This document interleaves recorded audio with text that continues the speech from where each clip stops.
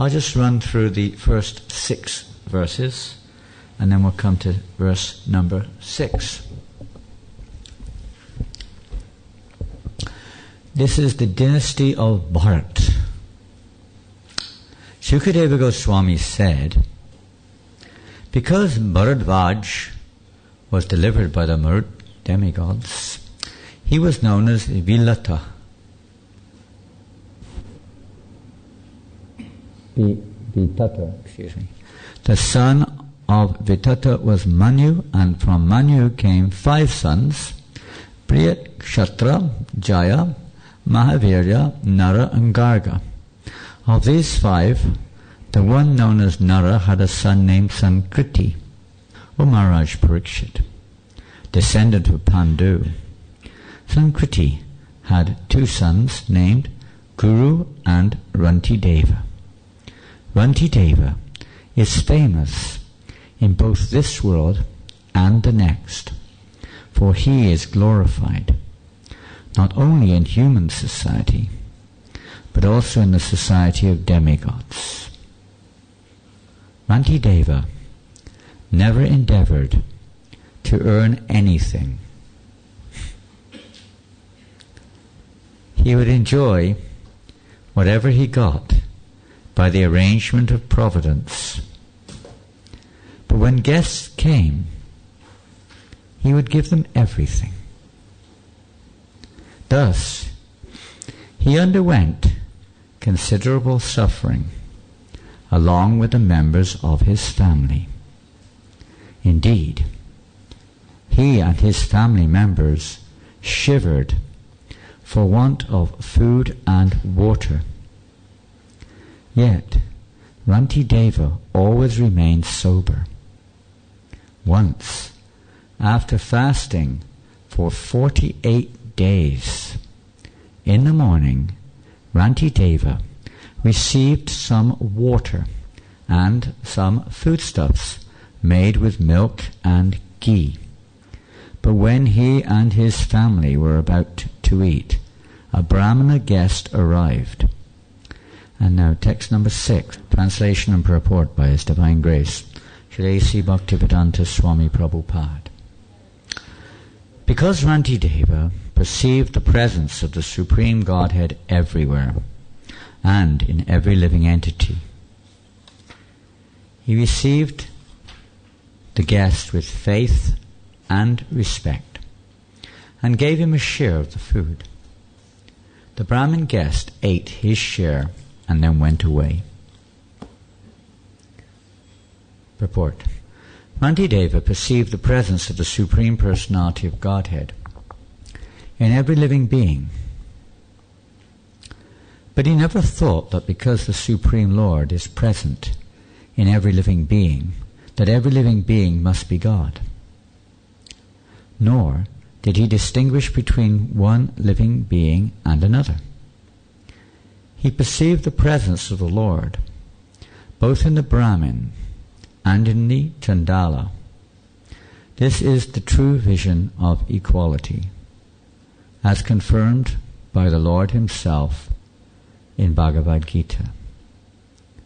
Vidya Vinaya Sampane Brahmane Gavihastini Shuni Chaiva Shvapake Cha Pandita Samadarshinaha.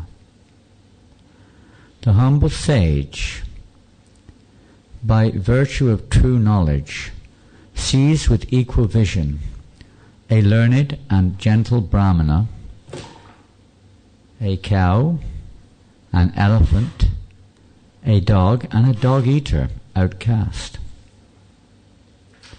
A Pandit, or learned person, perceives the presence of the Supreme Personality of Godhead in every living being.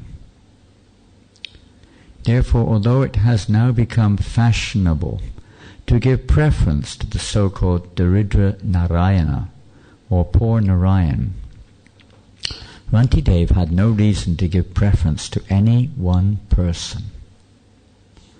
The idea that because Narayan is present in the heart of one who is Daridra or poor, the poor man should be called Daridra Narayan is a wrong conception. By such logic, because the Lord is present within the hearts of the dogs and hogs, the dogs and hogs would also be Narayan. One should not mistakenly think that Rantideva subscribed to this view. Rather, he saw everyone as part of the Supreme Personality of Godhead. Hari Sambandhi Vastunaha. It is not that everyone is the Supreme Godhead. Such a theory, which is propounded by the Mayavad philosophy, is always misleading, and Rantideva would never have accepted it. Om Jnana Timrandasya Dhananjana Shlakaya Chakshuramritam Yena Tasmai Shri Gurave Namaha. Hare Krishna. Nice to be here at Srila Prabhupada's Tirtha Bhaktivedanta Manor, and in front of all wonderful devotees here, many senior devotees today. So I thank you for giving us this opportunity to hear Srimad Bhagavatam. In this particular section, it's a very instructive section. Srimad Bhagavatam is, Bhagavad Gita is like a guidebook, but this is you could say, the practical presentation of the will of the Supreme Lord, how various personalities show how, by following in their footsteps, of course, they show by their example how we can achieve the perfection of human life.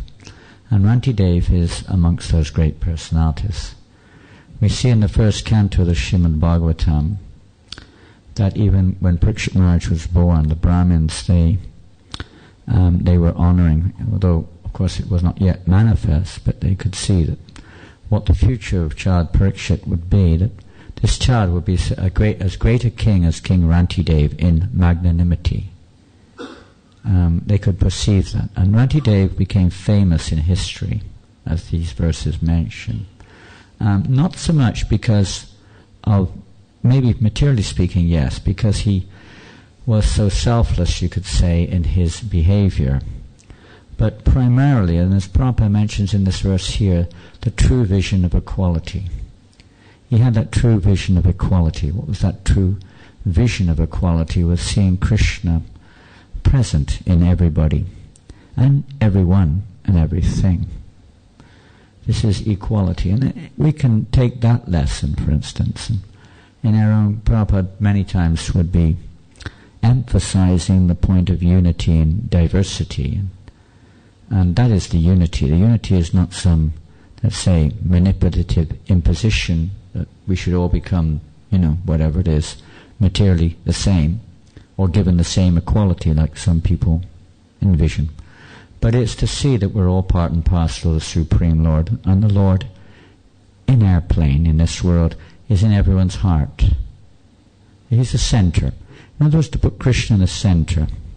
This equal vision, which is mentioned here of Rantideva, his glory is not that he was just, as Prabhupada in the purport discusses there a little bit about the Mayavad concept that, everyone is Narayan. But no, they were all servants of Narayan. That's the equality. There is variety within the equality, but the unity is the key feature of showing respect to all living entities, because they're part and parcel of Krishna, and Krishna is also in their heart, of course. So this is a underlying point mentioned here in these particular verses. Rantideva was considered the greatest devotee. In some Mahabharata, it is referenced there, how once upon a time the demigods went to see the Supreme Lord Vishnu, and they asked, "Who is your greatest devotee?" And he said, "Rantideva." They were a bit doubtful because Rantideva was born in a human Manusha. He was a human form, so they were thinking this cannot be possible. So they thought they would test him to see how great his devotion was. Now Rantideva, as all pious kings who was so Krishna conscious, God conscious, his state was so, opulent, very opulent, and everyone was very satisfied. But the demigods made an arrangement that somehow or another, although he was performing all kinds of various sacrifices, even animal sacrifices, but his animal sacrifices were unique. It said the animals were queuing up to take part in the sacrifice, not like modern day sacrifices. They were eager to be sacrificed, because they knew if they were part of Rantideva's sacrifice, they were going to at least go to heaven, if not higher. So they were eager for it. It's like Sankirtan. We should be eager to get into the fire of Sankirtan. What do you think? We should be queuing up. Not just queuing up, we should be going or doing. Sankirtan's a broad subject matter. It's not just chanting on the street or distributing books. It's everything which is really based upon putting Krishna in the center, doing it for Krishna's pleasure. It could be any service. We should try to get into the fire. We should be eager to get into the fire of it. That's the point. Kechit kevalaya bhaktya vasudeva prayana. It's not easy, but that's the point. He was in the fire, but he wasn't in the fire just for material reasons. Rantideva's purpose was to actually please the Supreme Lord. And he gave all protection to the citizens, no matter who they were. That's the responsibility of the king. Is not just to, look after his own group, and to discriminate against others. But he had responsibility to look after the trees, the insects, the birds, the plants, everything, humans. Because he saw they were all Krishna's parts and parcels. They all had their purpose to play. So they tested him. So they arranged that somehow or another, despite all the yajnas, there was a drought. And gradually everything was drying up. So kings traditionally, they would always keep a large stock, reserve stock, in case of some kind of drought or disaster, and then they will release it so that the people will be satisfied. Nowadays, sometimes some exploitation takes place here. They take advantage of this, and the prices are jacked up high, and people are, suffering. But King Rantideva, he released everything from his stock for the people's welfare. But still there was no rain. So then he gave up his own palace and everything and let the citizens live there. He gave everything up. And then he decided, this is hopeless. Nothing's happening in that sense. It must be my impiety or whatever it is. So then he just fasted and he just depended on Krishna completely. Whatever you desire. It's not. He did his job to his best capacity, but it still didn't seem to be working. So then he began his 48-day fast, and he didn't even drink a drop of water. We can't imitate that. We can follow the principle, of course, to whatever extent, depending on what level of elevation or maturity we are, of that selflessness. Now we can take Srila Prabhupada as an incredible example of somebody who gave everything for others. The world is starving of Krishna consciousness, literally. Bhaktisiddhanta Maharaj said there's nothing else lacking in this world except for Krishna consciousness. And that was not being filled. That was not being filled. It was Lord Chaitanya's principle to preach Krishna consciousness even to the untouchable, even to the unwilling, those who are fit, those who are not fit, those who are willing, those who are unwilling. He gave to everyone, especially Lord Nityananda. So in that mood, Srila Prabhupada also came, or travelled, and gave Krishna consciousness to everyone. He didn't, discrimination in one sense, but not really. You can say, human beings, but it was open to all, even animals, birds, everyone, in one sense, gets the opportunity to receive Krishna consciousness. We have our capacity, so we may have to lose a little bit of common sense there, but in principle, Krishna consciousness is to be given to everybody, whether they're rich, poor, educated, or uneducated. And we have to see what is our quota and how we can share that quota with others. And I say share that quota, but help them to realize that their quota, how it can be engaged in Krishna's service. So Rantidev, he gave that. He went to the forest, basically speaking, and he fasted, along with his family, for 48 days. His ministers were encouraging him to break the fast because they were thinking that he was going to leave his body. So after 48 days he agreed, and they had some foodstuffs prepared. And as this beginning of this particular section, so we will only mention the first one, is the Brahmana who came along at that point of time.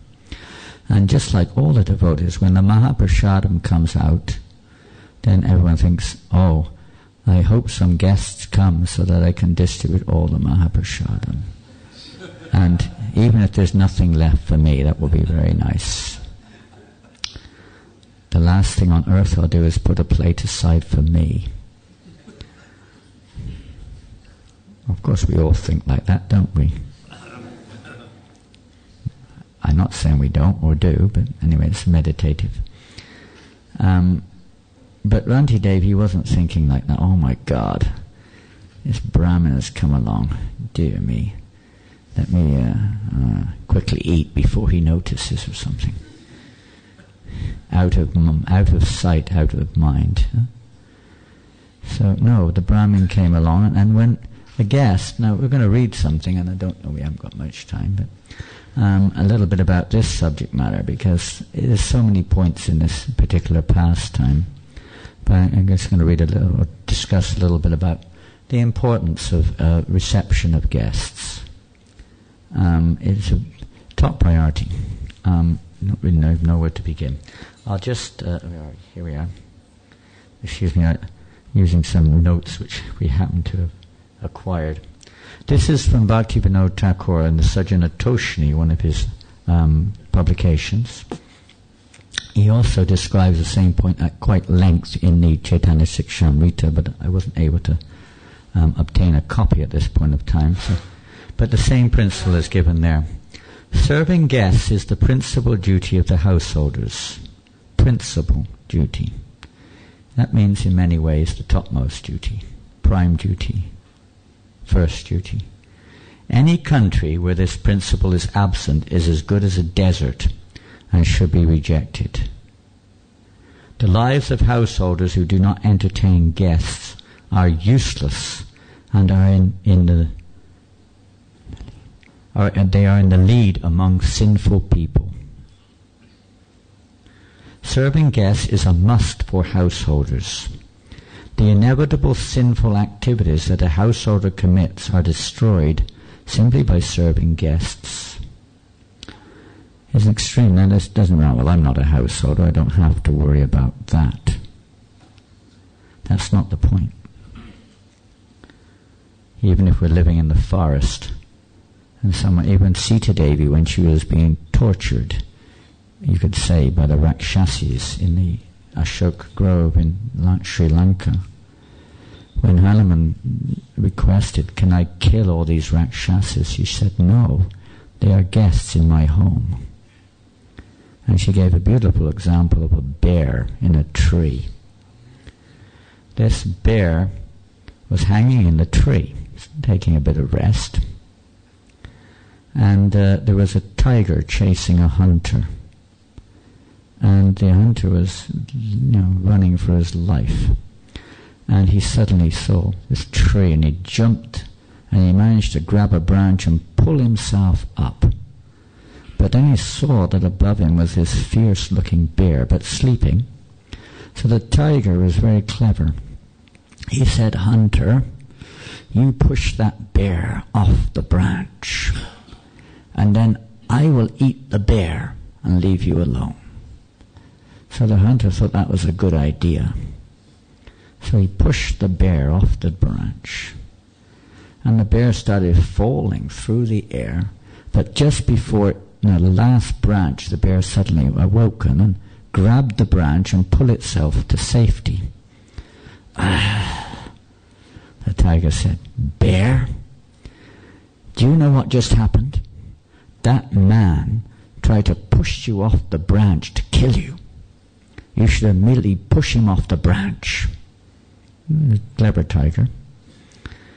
So the bear said, how can I do that? Whoever he is a guest in my home. I cannot do it. So she taught that example.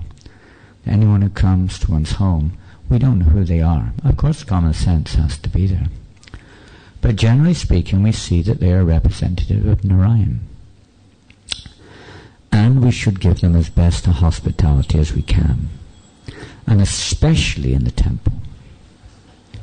We are guests in this temple, but we are representatives of the owner. The owner of this temple is Srila Prabhupada on behalf of Sri Sri Radha Gokulananda. They own this temple. Sita Devi is there right now on the altar. So quite well this story is applicable. And we're just here, we're fortunate somehow or another, we're being engaged by their grace, by Prabhupada's grace, in, let's say, receiving Krishna's parts and parcels. They're his devotees. When someone comes to this temple, it's not by chance. Whatever it may be, they've gone out of their way to come here. So something is there. No matter what the reason is, they've come here somehow or another, and it's not by chance. So I'm going to read some. First I'm going to read from the 8th canto of Bhagavatam. This is in the chapter 16, executing Payovrata. This is the Payovrata process of worship, and in this section it's very interesting how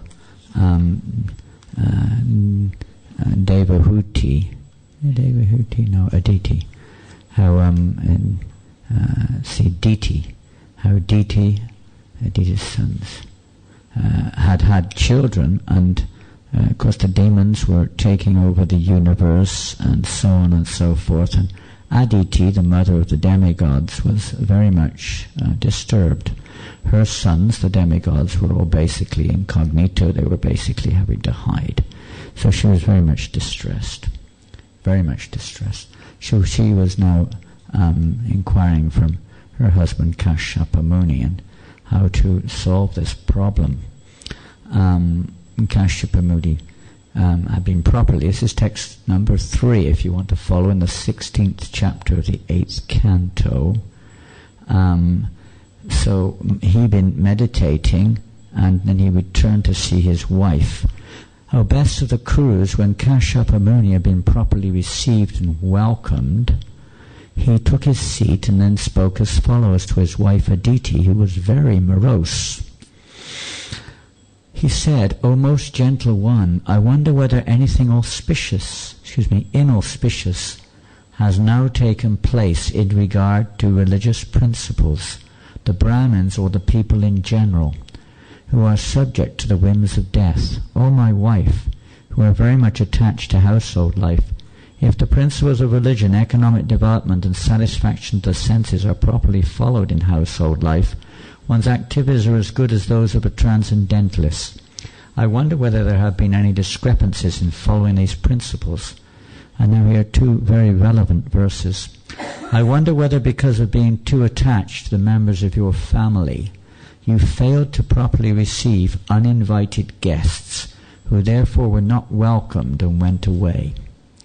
Now, I don't think that's the case here, but it sometimes has been the case that devotees, or let's say guests, have not been welcomed, or they feel they've not been welcomed. I've got my service, it's not my business to look after that person. Sometimes this mentality overcomes us. Sometimes when we see someone coming, we're like people on the street when they see the Hare Krishna devotees coming on Harinam. They dart around the corner or go into, whatever it is, Devanams or something, and hide out until they're gone. Kind of just the other way around, but the same principle. And then see what Prabhupada says in the purport. It is the duty of a householder to receive guests, even if a guest be an enemy. When a guest comes to one's home, one should properly receive him by standing up and offering him a seat. It is enjoined, Grihe Shatram Api Praptam Vishvastam Okuto Bayam. If even an enemy comes to one's home, one should receive him in such a way that the guest will forget that his host is an enemy. According to one's position, it's a very powerful weapon, this reception. According to one's position, one should properly receive anyone who comes to one's home. At least a seat and a glass of water should be offered, so that the guests will not be displeased. Kashyapa Muni inquired from Aditi whether disrespect had been shown to such guests, or atiti. Atiti refers to one who comes without an invitation. It's one thing when someone comes with an invite and you prepare the house, you clean the house, you make everything ready and you prepare something or another.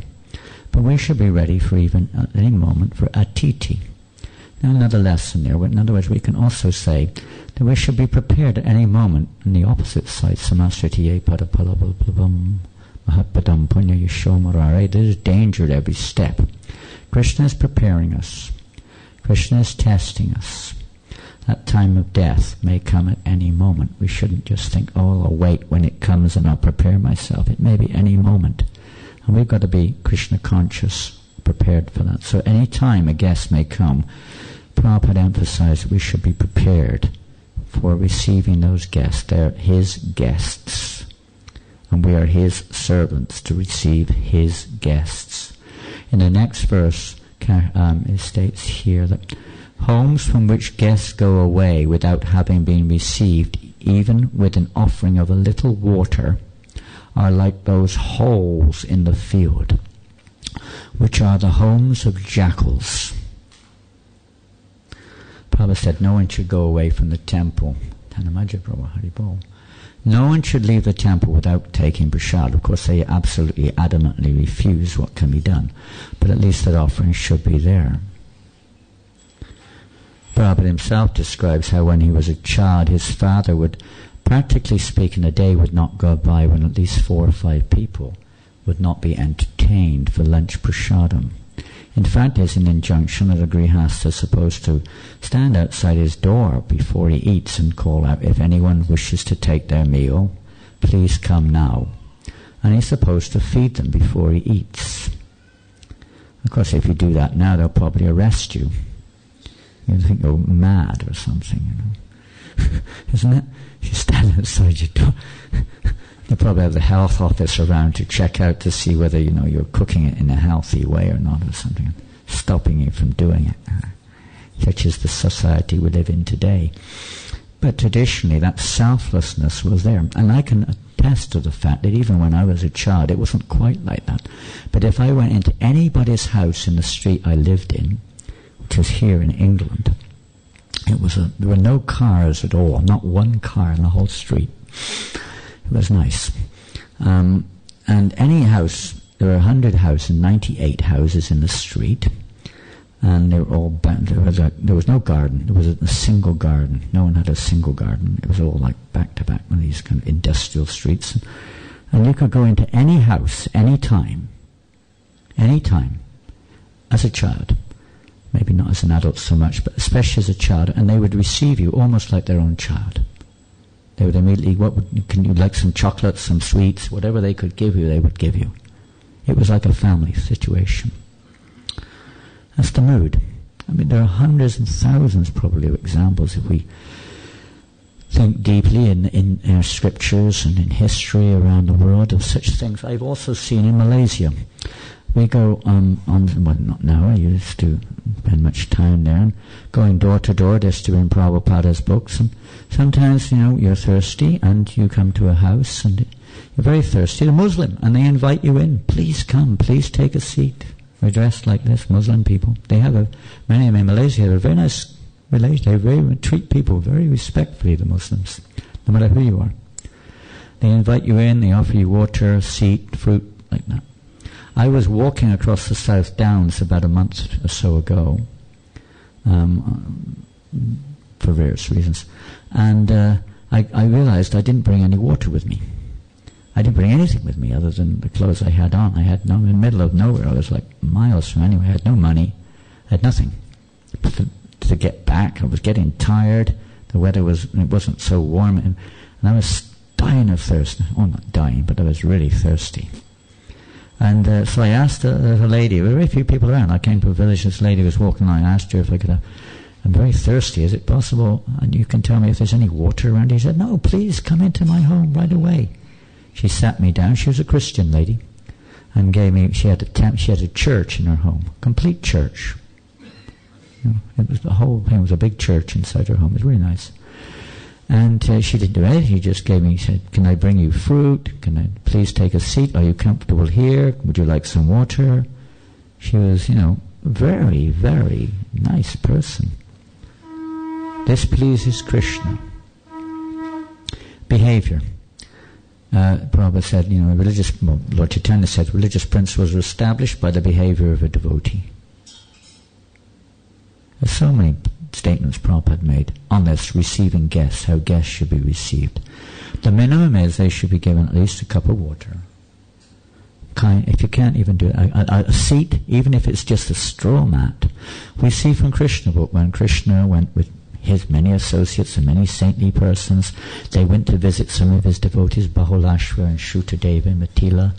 And, Bahulashva was rich, he was a king, he was very opulent. So therefore, when he went to his house, it wasn't that, Krishna just give him something, some dry rice and, a bench to sit on or something. He gave him his own everything, like his own throne and everything, to receive him, in full opulence.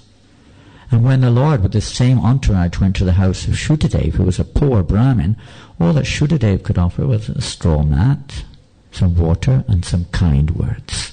And that is just as pleasing to the Lord as according to one's capacity. We have to receive guests who come. The whole Vedic history practically is full of this. Even the non-devotees, even those who are not Krishna conscious, know the secret of receiving guests. This is how you become opulent. This is how we get blessings of the Lord. This is how we achieve success. Even the Vedic times, even the demons, generally speaking, knew how to receive guests very carefully so they could get what they wanted. And the devotee doesn't ask anything in return. He's doing it as simply for the pleasure of the Supreme Personality of Godhead. So do we want our houses to be the homes of jackals? I hope not. And the same in the temple. Do we want our heart to become like that of a jackal? It is our duty to receive every guest who comes here to the Bhaktivedanta manor. And maybe it's appointed because of various services, but even if we are doing another service, I was sitting here in the temple one morning, right over there, right where Gaur Krishna Prabhu is sitting right now, exactly in that spot, chanting japa in 1975. 4:15 in the afternoon, and Srila Prabhupada walked in that door over there. He came into the temple. There was only one devotee with him. His name was Narendra. His servant was not there. I don't know where he was. It was an unusual thing for Prabhupada to do, perhaps to come out in the middle of the afternoon like that, and his servant wasn't there with him. Narendra, who was a brahmachari here at the time, he had just, you remember Tanamaji, you remember Narendra, don't you? Pardon? No, English. He was from Birmingham. Kunjamanjana's brother. And he was with Prabhupada. So Prabhupada came into the temple, and there was one other lady. Her name is Ritasya. I don't know her name. She was a model. She was like coming as a congregational devotee at that time. She's initiated, lives in Bangladesh. She was in the temple at the same time. So when Prabhupada came in, I bowed immediately. It was a bit of a surprise. I was kind of very shocked. So I offered her obeisances, and she also did. But Prabhupada immediately called, "Where is the Pujari? Where is the Pujari? Call the Pujari," he said. And the Pujari, I won't mention the Pujari's name in case of embarrassment, but came from behind the curtain. He was washing the dishes over there. just after the arti. It was 4:15. So she came out behind the curtain. Prabhupada said, well, what are you doing? He said, he stood about where you are, Sutapa, somewhere around about there. He said, what are you doing, Sutapa? What are you doing? She said, Prabhupada, I'm washing the dishes. And Prabhupada said, no, what are you doing? She stood there like, didn't know what on earth to say, completely, what are you supposed to say? Something esoteric, Prabhupada saying, what are you supposed to say? I don't know. She was silent, of course, and Prabhupada said, don't you know there's a guest in the temple room? Prabhupada said, there's a guest in the temple room? You're not looking after the guest? He said, you have to show the guest how to offer their obeisances properly. That's your duty, he said. It's your duty. He said, that's the duty of the pujari, to show the guest how to offer their obeisances properly. That's what Prabhupada said. And then he bowed down. Shivajwar, you remember Shivajwar, Swati's son? He was also there. He came, a few devotees came running in when they realized Prabhupada had come, and he happened to be one of them. And the little boy ran in, and Prabhupada paid his obeisances right in front of Radha Gokulananda, Dandavats. And Shivajwar came and did the same thing. He said, what is the problem? Even a child can do it. Why you cannot do this? Then he said, this is a bit controversial, but it's not recorded, but he said, you either offer your obeisance to your left side or your right side to the deity, but not with your head or feet. She had her feet towards the deity because Prabhupada was coming in this way. But it wasn't recorded because on the spot. Anyway, that was just a little incident of Prabhupada, practical, but he did it in so many ways by his own personal example. And so, just like when Mayapur, the first Mayapur festival in India, when Prabhupada was giving, I don't know if anyone was here, dear Shanta Maharaj, were you there that year? 1970, what would it have been, 3 or something? I don't know, really early days. There was no facilities at all. It was like real bare. And maybe it was the year 74 or something. But Prabhupada was apologizing to the devotees. He said, about the facilities, and was very concerned for everyone's welfare. He said the first thing Prabhupada did was to build a guest house. He wanted facilities for people to stay, even before the temple. It's so important looking after Krishna's parts and parcels, especially the devotees. And our time is shooting by. Can you take that, please? Thank you. I'll just read 1 or 2 more statements of Prabhupada. Well, here's one thing from the Mahabharata. For householders, there is no higher virtue than hospitality to guests. A guest treats a host treats a guest just like he would treat God, as if Lord Narayan himself. And sometimes, just like the demigods, they are the ones who are testing Ranti Dev. This Brahmin is a demigod. Lord Brahma, Lord Shiva, Indra, the other demigods are coming to test him, to see how great his devotion is. We do not know what Krishna is. Every moment is arranging a test for us to see, to try, actually just to give us a chance to advance in spiritual life. It's not just because he wants to test us. It's for our benefit, so that we can begin to realize and understand how we can behave or act in such a ways to please Krishna. We're not here to please ourselves. We're here to please Krishna. We're here to learn how to act, think, live in a way which will be pleasing to Krishna. Just imagine if we could remember now, Srila Prabhupada is here. But sometimes we forget. Prabhupada is standing right next to us. How would we behave? How would we talk? How would we do what we're doing? He's right next to us. We would really be very careful. And if anyone's had that opportunity, you know what it's like. To act and do things just carefully the way that Prabhupada would be pleased. And he's the representative of Krishna, so that way we learn. And here's an interesting statement. This is also in Mahabharata, I think. Let me just see. Yeah. I say that a householder who is not hospitable to guests is lower than a bird or a beast. A householder who, because previous bad karma has nothing to give, may give a straw sitting mat, water, and a place to rest. In the Manu Samhita it is said, a grass sitting mat, a place to rest, water, and the fourth, sweet words are never unavailable in the homes of pious persons. Who cannot give that? Everyone can give that. Even if you're living in the forest, even if we have literally nothing, at least that much should be offered to anyone who comes. This is how our heart becomes purified. Because Krishna is pleased, the heart becomes softened.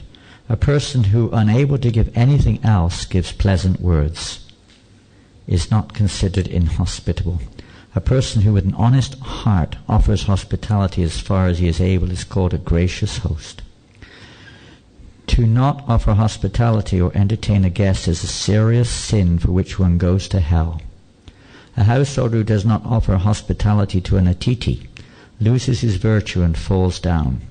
When an atiti leaves a householder's home broken-hearted, and that many times happens, you go somewhere and you're not received and you don't feel very good.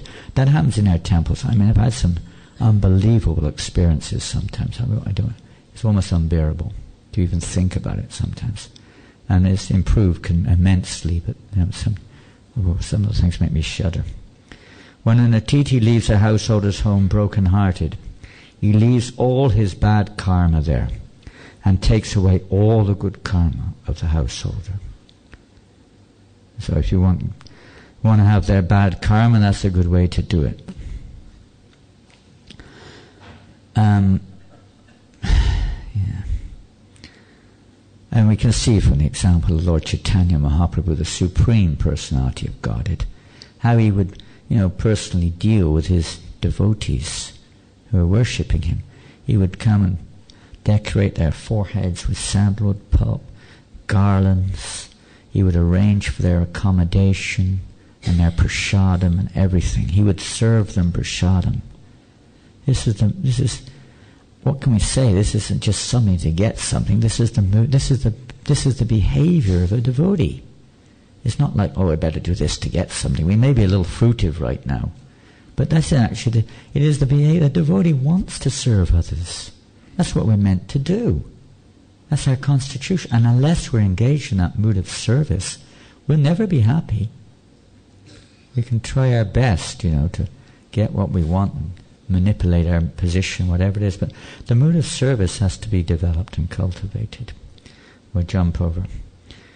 There's not too many quotes, it won't be long. There are many rich men, this is Srila Prabhupada, who keep watchdogs or doormen and put up signs that say, "Do not enter. Trespassers not allowed. Beware of the dog." Sometimes in Western countries a trespasser is shot, and there is no crime in such shooting. This is the position of demoniac householders, and such houses are considered to be the residential quarters of venomous snakes. The members of such families are no better than snakes, because snakes are very much envious, and when that envy is directed to the saintly persons, their position becomes even more dangerous. That's in the 4th canto of Bhagavatam, chapter 22, purport. And we can, so many. Vidura was well received by all the family members. That's just an example, I won't go into that. How the family members received Vidura so nicely after his traveling. Sometimes we have to consider where the guest is coming from. The guest has just come on a 36-hour flight from Sydney, and they've just arrived and haven't slept for a day and a half or 2 days, and you expect the manager has got to come immediately, or whoever it is, whoever your guest is, you immediately want to think now they have to come and do this, that and the other, and come on Harinam Sankirtan, or give 10-hour classes, or 6 hours of darshan, or whatever, so many things. But consideration of the guest position as well. There's a whole system, there's a whole order of consideration given here. We'll jump over there. Let me run forward because of our time. Here, according to the Pancharatrika Vidhi, one shows respect first by rising from one's seat when a superior approaches. So these are different. This is a superior, but any guest one offers respect. Identifying oneself by name and offering greetings. So the first thing is you don't say, "Who are you?" "Who are you?" And we usually, someone comes, "Who are you?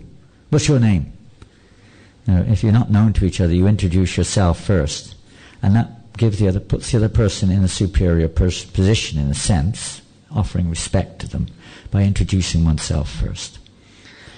By offering prostrated obeisances with 5 or 8 limbs, even Prabhupada, when Brahmananda when he went home, he asked Prabhupada Prabhupada said he should offer his obeisances to his mother.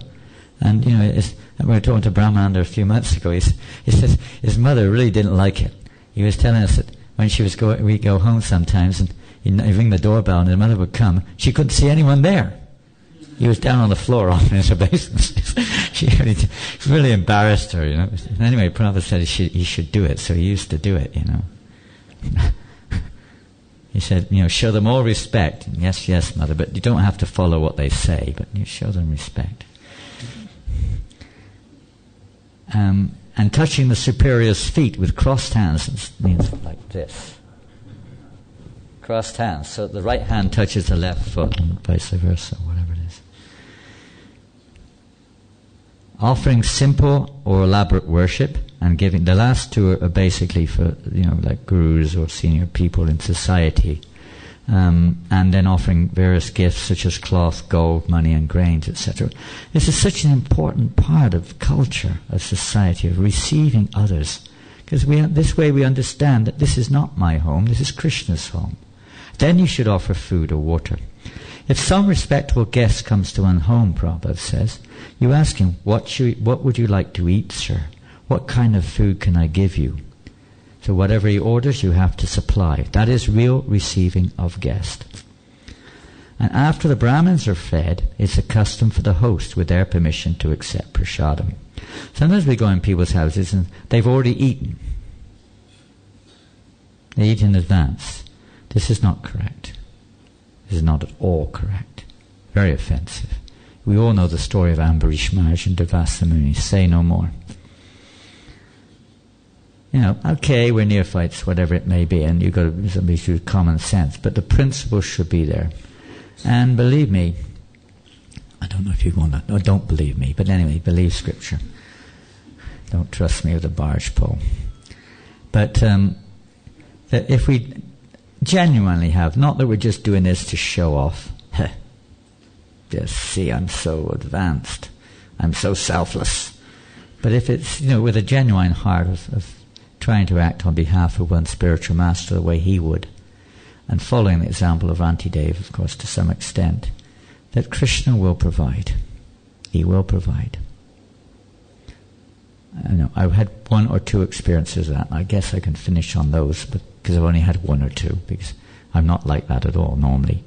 But sometimes I had a bout of madness, and something overcame me, and I did kind of feel like that. I remember one time in London, when it was prasad time, and there wasn't so much prasad, so I was serving, and we served all the prasad. There was literally nothing left, and we had nothing to eat. Well, what to do? That was how it was. I couldn't say no. So I had nothing. I went upstairs, you remember Bury Place, and Janananda Goswami used to stay up on the top floor when he was there, next to the incense room and the brahmachari room, that tiny little room. And I went up there, and suddenly, out of the blue, he came out of his room and he said, "Here, you want some prasadam?" He just gave me the whole plate of maha, which I never had a whole plate of maha before. I was very happy. Well, since the day I came as a guest, actually, the first day I came. And that was nice. So that one experience, Krishna immediately filled my belly up with maha prasadam instead of rice, dal and chapatis, which is also wonderful. And another experience was in New Zealand. I remember it was lunchtime and the cook hadn't cooked much, and suddenly, it was terrible. All these guests out of the blue suddenly arrived, It was a dreadful experience, There was only enough prasadam for about 6 or 8 devotees, and like 12 guests came, And we'd already just made up the plates, and oh my God, what are we going to do now? Close the door. Closed. Come back on Sunday. Give them a tour. Tell someone to go and take them around the property till we finished eating. Do something. What are you going to do? And I thought, no. Give it a go. So I immediately, whatever scraps were left, I just divided it up and took everything off my plate and made up plates for them. Well, it wasn't very much, but at least it was something, and they could see what was going on. They could see what was going on. And they were very, very, I could say, impressed. And not that was the motivation necessarily, although I can't say it wasn't in my case. But they, that really touched their hearts, and they all gave like big donations and everything. It really, and that's called preaching. Talking words and acting in another way doesn't do much good. We preach by actions like that.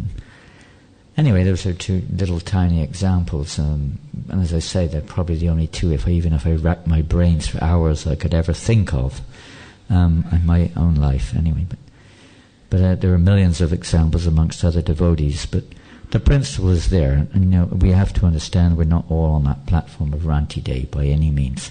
But the principle should be worked towards, and at least we can understand we're acting on behalf of Srila Prabhupada and try to assist him in spreading the greatest charity to the people in general, of giving Krishna consciousness in whatever way we can to the world.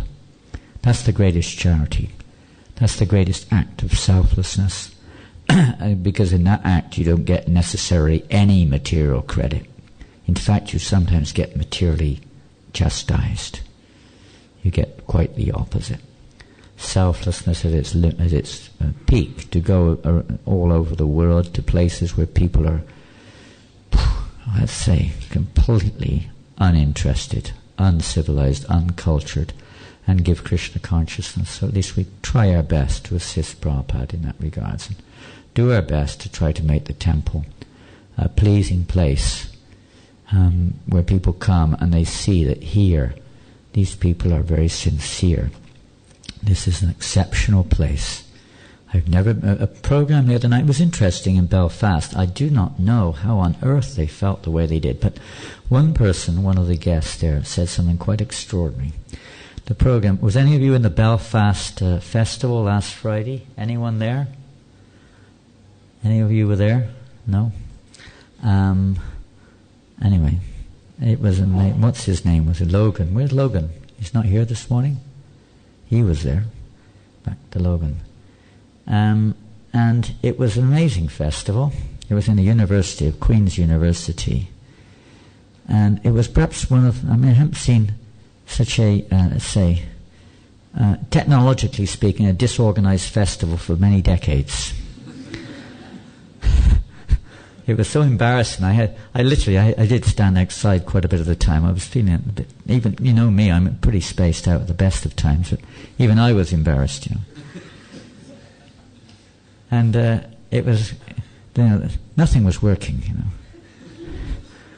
The lights weren't working properly, and they couldn't use the stage because the lights weren't working properly. So everything had to be done on the same level as everybody else, because there was no elevated seats or anything. It was all on the same level. It was just stood on the floor. And then the sound system wasn't working properly. You couldn't, at the back you couldn't hear, all you could hear was they were doing Traveller's Nightmare. It was a nightmare.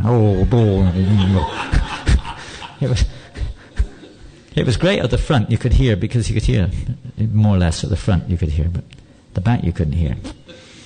And then they went to put the video on, and they had two computers. One computer, no sound came out. The other, no vision came out. So and the poor MC, Nathan from Bath was the MC, he just didn't know how to fill the gaps. There were a lot of them. And he spoke too much at the beginning. He gave his whole spiel at the beginning. He should have left it for the gaps, but he didn't realize there were going to be some gaps in between. And it was like no technician was there, and nothing was supervised, nothing. And but it was amazing. I kind of had to come on completely out of schedule to speak, kind of completely out of order, and I had to speak on things which were yet to happen. And it was kind of really funny. But the amazing thing was, I think it was the best of all the festivals. the people, not hardly about 2 people left throughout the whole program. I couldn't believe it. I mean, other than me. I mean, only about 2 people stepped outside. And 1 or 2 devotees. Somehow or another they liked it, and it was amazing. And one of them afterwards said they've never experienced anything like this. I mean, and it was not from the negative point of view exactly, but they could see it was so human, so kind of like, the devotees were being themselves. They were being so honest and being themselves. One of them said, "I've never felt so much compassion at any program in their life before." I'm not quite sure where they got that from, but no. But it was amazing, and every single guest, the devotees were all sat down, and everyone was talking to each other, and it was incredible. The reciprocation was amazing. I don't know, it was just incredible. Anyway, it was just a nice experience. No, that's what we got to do. Even if we have our shortcomings, if the heart is sincere and our intention is sincere, people feel it. They feel it. Even if we haven't got much to offer, even if we haven't got, chandeliers and gold trimmings and opulent prasadam, we offer the best we can to our guest. That's our duty on behalf of Prabhupada. Srila Prabhupada ki jai, Grantaraj Srimad Bhagavatam ki jai, Gaur Premanandi Haribol. Thank you all very much. Hare Krishna. Srila Prabhupada ki jai. Hare Krishna.